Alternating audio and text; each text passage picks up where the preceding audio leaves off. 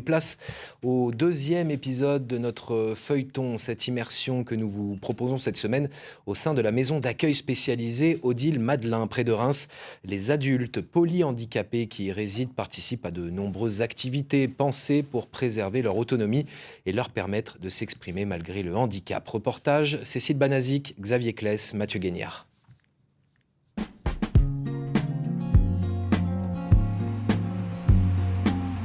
Le temps d'une matinée, ces résidents quittent la maison d'accueil de Cernay-les-Reims.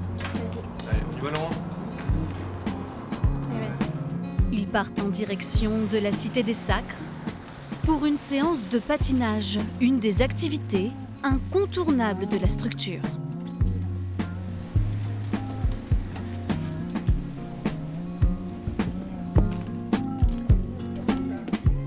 On essaie de tourner, chaque semaine on prend des résidents nouveaux pour faire participer un maximum de résidents sur cette activité. Les roues des fauteuils s'acclimatent parfaitement à la glace. Chacun est guidé par son accompagnateur. Laurent et Rémi, eux, se lancent dans un parcours de motricité. Ouais, super Rémi, impeccable. L'idée en fait c'est de faire bouger les résidents, en fait, de les mettre en mouvement. Et on se rend compte en fait que quand c'est dans un autre environnement finalement, ça permet de découvrir plein d'autres choses, de faire de l'activité physique finalement sans s'en rendre compte parce qu'on est sur quelque chose de ludique. Là c'est la deuxième année donc du coup qu'on fait cette activité-là et donc je pense que les résidents sont contents de participer et nous réclament du coup pour reproduire l'activité. Donc c'est pour ça qu'on la remet en route chaque année.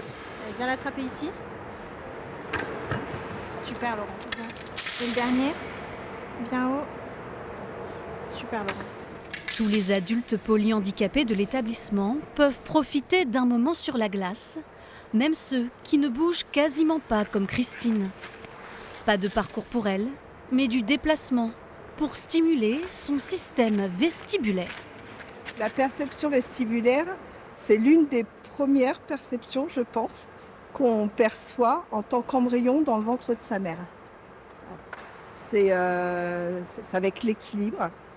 On peut le retrouver dans le déplacement, dans le balancement. On peut le retrouver à l'aide d'un hamac, à l'aide d'une balançoire, dans l'eau. Les éducateurs spécialisés ne manquent pas d'imagination pour éveiller les sens des résidents. De retour à la maison d'accueil, Aurélie d'Orgueil réunit quelques amateurs de musique. Voilà. Sophie, je te laisse choisir ce que tu souhaites. Vincent. Qu'est-ce que ça te dit? Ça? Chacun à sa place. La salle, elle est ouverte à tous, sauf celui qui refuse de venir. Je n'irai pas le contraindre, je n'irai pas le forcer. Et c'est à moi de les guider pour qu'ils trouvent chacun leur compte. Certains préfèrent jouer, d'autres écouter. Peu importe la posture adoptée, tous peuvent percevoir la musique par ses vibrations et donc sentir des parties de leur corps. Tu sens? Tu sens les petites fourmis? C'est lourd, hein? Ça chatouille, hein? Ouais. T'aimes bien? Ouais. Tu en veux encore? Non?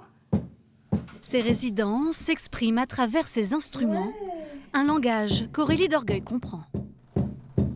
Aujourd'hui, on a vu Sophie qui était très contente d'être là.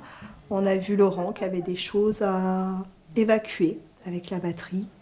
On avait Vincent qui était un petit peu bavard ce matin. Il avait des choses à dire. Il était aussi content d'être là. Ingrid est toujours contente d'être là aussi. Les résidents ont des journées bien remplies. Certains reçoivent aussi la visite de leur famille. Dans le prochain épisode, nous découvrirons l'histoire de Nathan et de sa mère.